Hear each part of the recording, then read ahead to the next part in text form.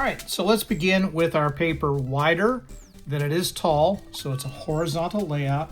And I'm going to just take a pencil and very lightly mark off 1/3, 1/3, 1/3. Don't measure this, just kind of guesstimate. And take and put a line horizontally across very, very lightly. And we're done with the pencil. Now, in this next step, we're going to take clean, clear water and we're going to put it all over the page. Okay? It doesn't need to be puddles of water, but we do want the paper to be wet. This is a technique that is called wet into wet. Watercolor wet into wet. And I'm going to get it nice and coated with water, just so that when I paint on it, the paint is going to move around a little bit. And I'm going to start painting with yellow. I want to get quite a bit of yellow on my brush. And I'm going to, it doesn't matter that I've spattered it a little bit because it's going to move around a lot anyway. And I'm going to paint this lower 1/3 area. So just with yellow.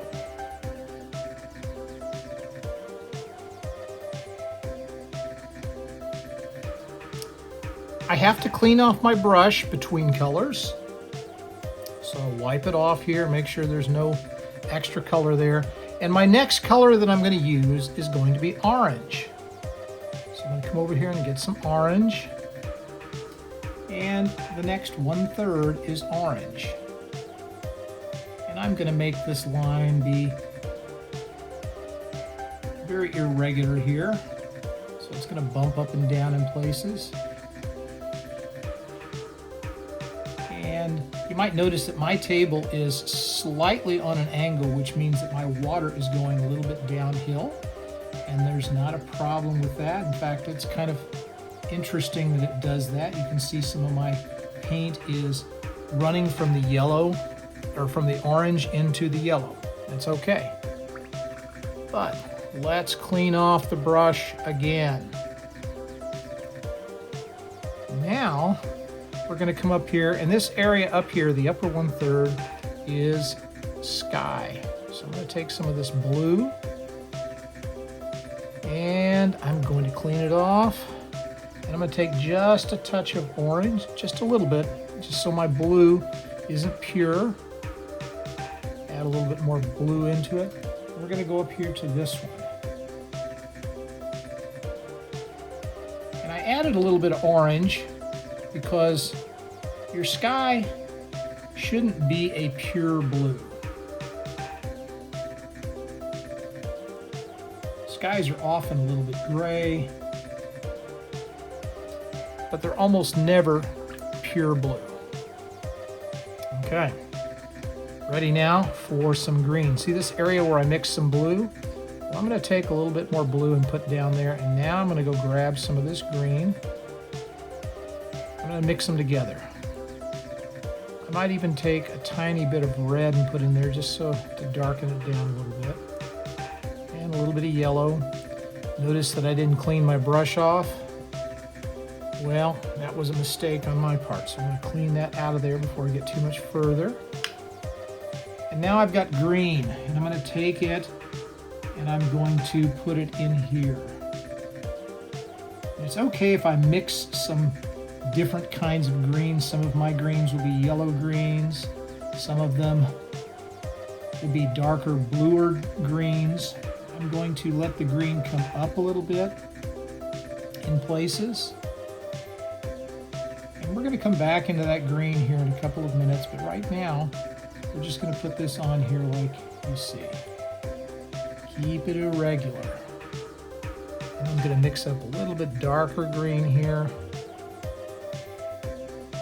Put some of that in here, especially where we think that that green might be a little bit more in shadow.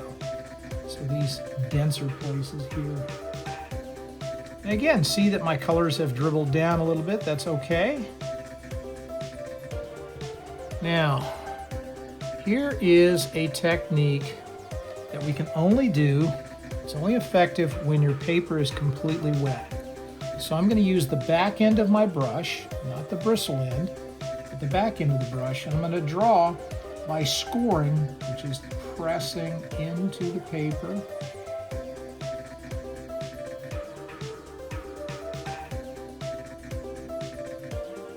And you can see that the paint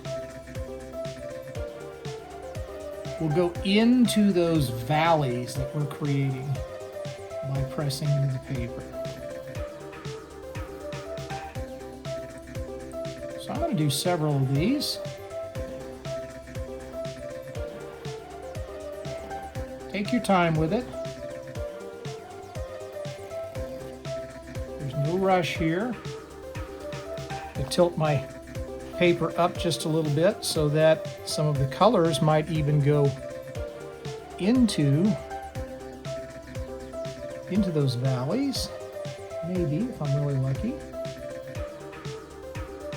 Let them travel down. Now, while my orange is still wet, I'm going to take and I'm going to get some red orange. I'm just going to kind of paint it into these areas ever so often. Doesn't need to be everywhere.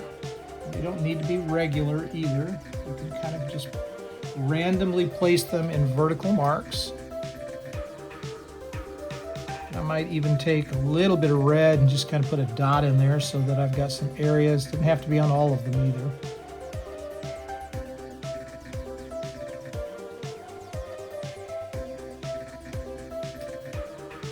And because the paper's still damp, we can tilt this and let it move around just a little bit. Let's take a little darker color still.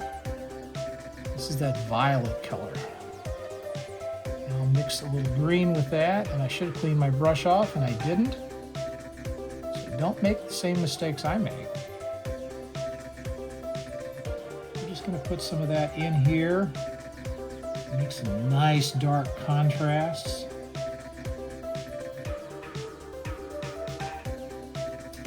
And I really like how this one green area kind of flowed clear down to the bottom of the page. Let's see what happens if I can get it to dribble a little bit more. Yeah, that one's going in the same spot, but I've got some coming over here. And I might even take just a tiny bit of water and help it along.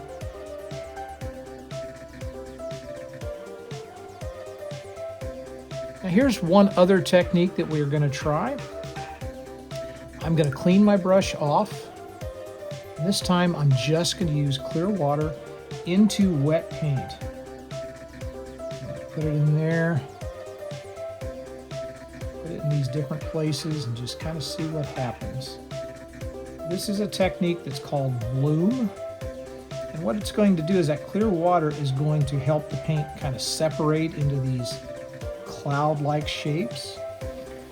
So once my paper is dry to the touch, I can take just a regular old beat-up toothbrush and put it into some wet, darker paint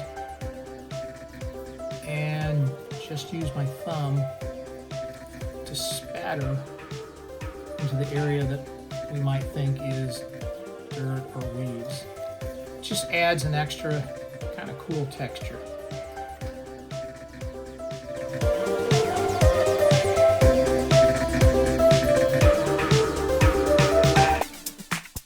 All right, let's try another technique I think you're going to like. I'm just going to start with our horizon line. I painted some yellow in first. I'll paint some green in here. And this just kind of tells me where the ground would be.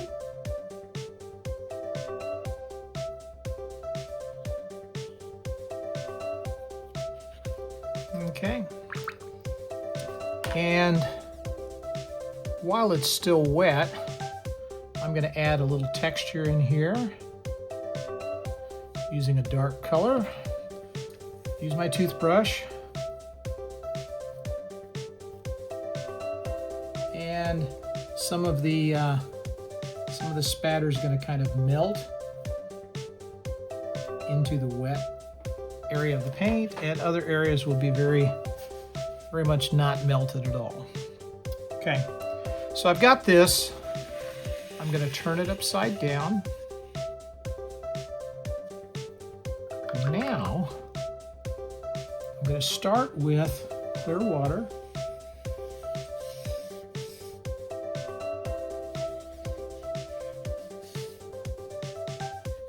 And this is upside down, but this is where my sky is going to be. So I've painted clear water. Now let's go get some blue. And one of the things I like to do is I mix just a tiny bit of orange in with my blue, just so it's not a pure blue. And rotate it back around so that it's a little darker at the top than it is at the bottom. And I'm just going to kind of put some shapes in here. I'm going to leave some areas white because I want to paint some clouds, but I'm going to show you a cool way to do some clouds here in just a second. But as I said, I really want it to be darker at the top, just slightly darker, not a whole bunch. So I'll put that up here, and because it's wet, it's going to move around, and that's okay. All right, so I've got a paper towel or a tissue, doesn't matter, and I'm going to lift some color out, not everywhere. I'm going to be really judicious about where I put those clouds.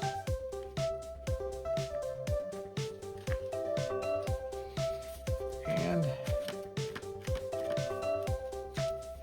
the tissue is really a wonderful tool for painting clouds. Now, something that's important to know about clouds, those look pretty good. But I'm going to take a little bit of a pinkish blue color, very, very lightly, and come underneath and paint some shadows underneath the clouds.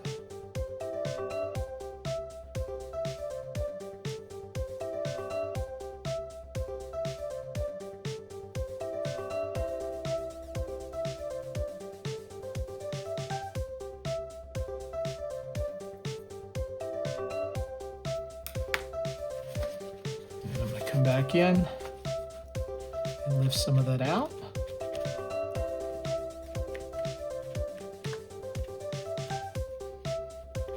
Just a hint of shadow. And that creates a pretty believable cloud effect.